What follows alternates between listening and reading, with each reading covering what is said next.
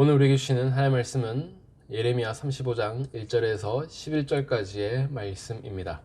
예레미야 35장 1절에서 11절까지의 말씀입니다. 구약성경 1109면에 있습니다. 다 찾으셨으면 함께 읽겠습니다. 유다의 요시야 왕의 아들 여호야김 때에 여호와께로부터 말씀이 예레미야에게 임하여 이르시되 너는 레갑 사람들의 집에 가서 그들에게 말하고 그들을 여호와의 집 한 방으로 데려다가 포도주를 마시게 하라 하시니라. 이에 내가 하바시냐의 손자요 예레미야의 아들인 야사냐와 그의 형제와 그의 모든 아들과 모든 레갑 사람들을 데리고 여호와의 집에 이르러 익달의 아들 하나님의 아들들의 방에 들였는데 그 방은 고관들의 방 곁이요 문을 지키는 살룸의 아들 마아세야의 방 위더라. 내가 레갑 사람들의 후손들 앞에 포도주가 가득한 종지와 술잔을 놓고 마시라 권하매 그들이 이르되 우리는 포도주를 마시지 아니하겠노라. 레갑의 아들 우리 손조 요나답이 우리에게 명령하여 이르기를 너희와 너희 자손은 영원히 포도주를 마시지 말며 너희가 집도 짓지 말며 파종도 하지 말며 포도원을 소유하지도 말고 너희는 평생 동안 장막에 살아라. 그리하면 너희가 머물러 사는 땅에서 너희 생명이 길리라 하였으므로 우리가 레갑의 아들 우리 손조 요나답이 우리에게 명령한 모든 말을 순종하여 우리가 우리 아내와 자녀가 평생 동안 포도주를 마시지 아니하며 살 집도 짓지 아니하며 포도원이나 밭이나 종자도 가지지 아니하고 장막에 살면서 우리 손조 요나답이 우리에게 명령한 대로 다 지켜 행하였노라. 그러나 바벨론의 느부갓셀 왕이 이 땅에 올라왔을 때에 우리가 말하기를 갈대야인의 군대와 수리아인의 군대를 피하여 예루살렘으로 가자 하고 우리가 예루살렘에 살았노라. 아멘. 할렐루야. 주님의 크신 은혜와 평강이 우리 모두에게 가득하기를 소망합니다. 오늘 본문은 예레미야가 레갑의 후예들에게 포도주를 권하는 그런 장면입니다. 레갑의 후예들, 그러니까 레갑 자손은 정확히 말하면 이스라엘 사람들이 아니었습니다. 그들은 모세의 장인이었던 이드로를 따라서 이스라엘 백성들에게 합류한 이방인이었습니다. 그리고 그들은 이스라엘 백성들과 함께 가나안 땅에 가게 되었습니다. 이들은 하나님 앞에 독특한 신앙을 하나 가지고 있었습니다. 레갑 자손들 중에 가장 대표적인 요나답이라는 사람이 있는데 이 요나답은 아합 정권을 전복시키고 당시에 만행하던 이 우상이었던 바울을 척결하는 데 앞장섰던 사람이었습니다. 그는 하나님 앞에 한결같은 신앙의 모습을 간직하고자 후손들에게 다음과 같이 말했습니다. 오늘 본문이 되는 6절과 7절의 말씀을 보겠습니다. 함께 읽겠습니다. 그들이 이르되 우리는 포도주를 마시지 아니하겠노라. 레갑의 아들 우리 손조 요나답이 우리에게 명령하여 이르기를 너희와 너희 자손은 영원히 포도주를 마시지 말며 너희가 집도 짓지 말며 파종도 하지 말며 포도원을 소유하지도 말고 너희는 평생 동안 장막에 살아라.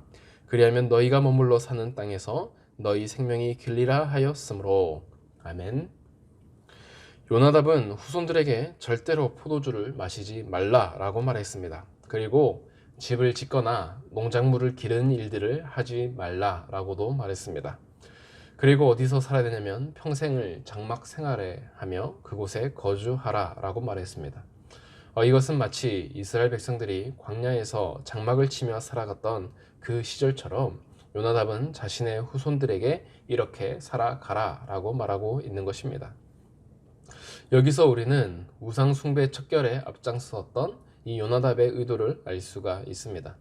이스라엘 백성들은 가나안에 와서 편안한 삶을 살게 되었습니다. 그리고 농사를 짓게 되면서 당시에 풍요와 다산의 신이었던 바알과 아세라를 섬기기 시작했던 것입니다.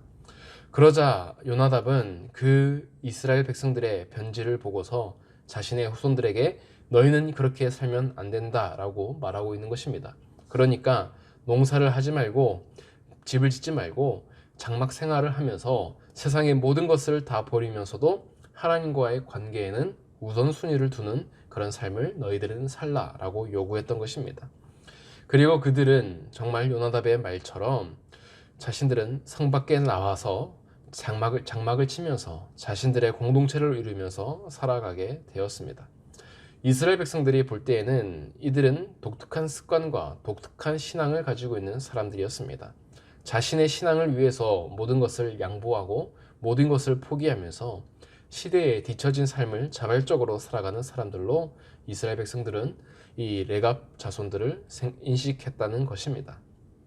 그런데 그렇게 예루살렘 성 밖에 나와서 살고 있던 레갑 자손에게 문제가 생겼습니다.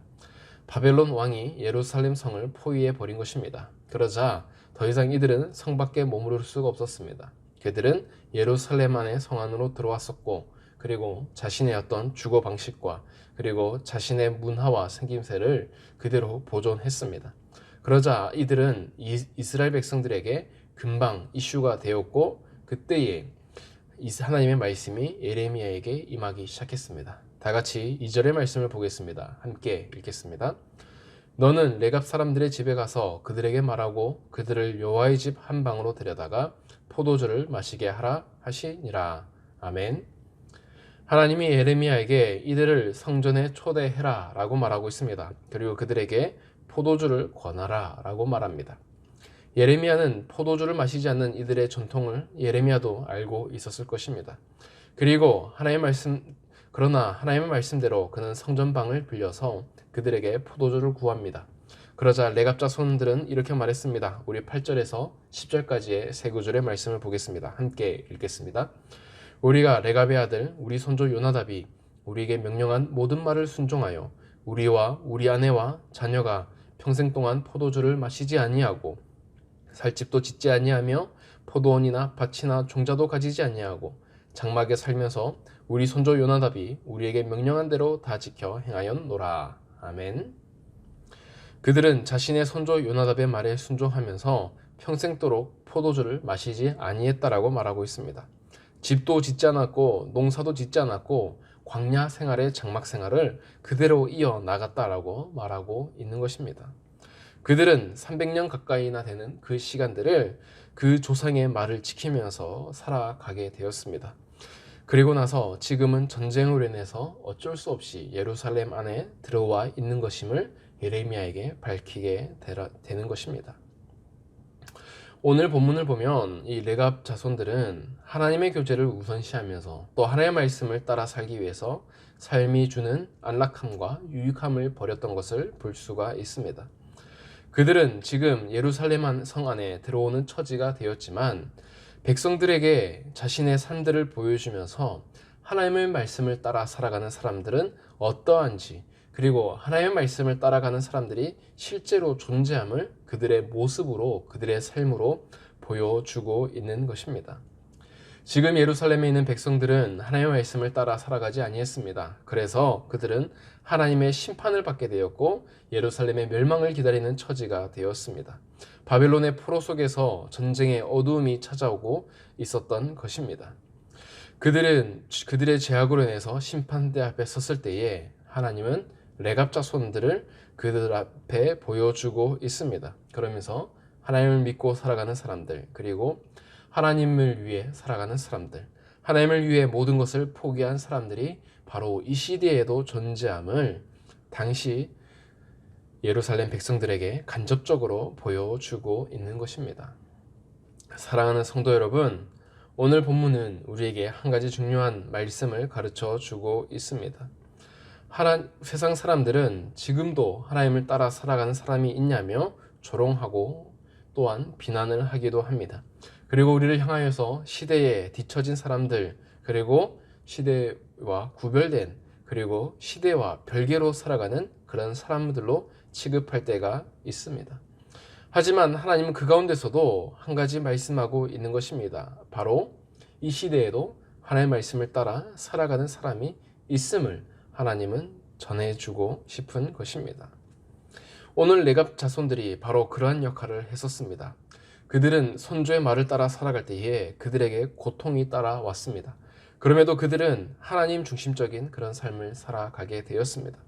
그리고 지금은 비록 성 안에 있지만 그들은 하나님의 사람으로 사는 모습을 증거하고 있다는 것입니다.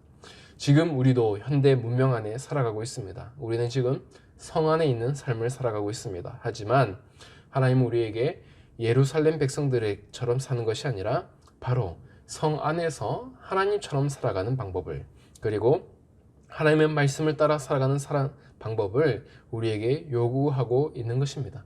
그리고 우리를 통하여서 세상 사람들에게 말씀을 따라 살아가는 사람이 지금도 존재함을 보여주고 계신 것입니다. 사랑하는 성도 여러분, 우리는 하나님의 말씀을 따라 살아가야 되고 하나님의 말씀을 따라가는 사람에게는 여전히 소망이 있음을 우리는 믿어야 합니다. 오늘 본문에 나와 있지 않지만 하나님은 예루살렘 성을 멸망시키면서 레갑 자손들을 보존해 주십니다. 왜냐하면 그들이 선조의 말을 따라 살아갔고 하나님 중심적인 삶을 살아가기 때문에 그들을 해방시켜 주셨던 것입니다.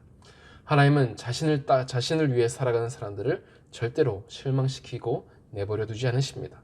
우리가 오늘도 믿음을 다해서 하나님을 따라 살아가는 저와 여러분이 되기를 소망합니다. 이 시간 함께 기도하겠습니다. 사랑이 많으신 하나님 아버지, 우리의 삶을 하나님 앞에 드립니다. 우리의 삶을 하나님 앞에 맡겨 드립니다. 주님, 우리와 함께하여 주시옵소서. 우리가 주님을 따라 살아가는 삶에 여러 가지 어려움과 환난과 유혹이 있습니다. 하지만 그런 유혹과 환난에 굴하지 않게 하시고 하나님의 말씀을 살아가는 삶이 가장 유익한 삶임을 우리가 온몸으로 증거할 수 있도록 도와주시옵소서. 그래서 우리의 삶에 하나님의 놀라운 증거가 나타나는 역사가 있게 하여 주시옵소서. 하나님, 오늘 하루도 함께 하실 걸 믿사오며 예수님의 이름으로 기도드립니다. 아멘.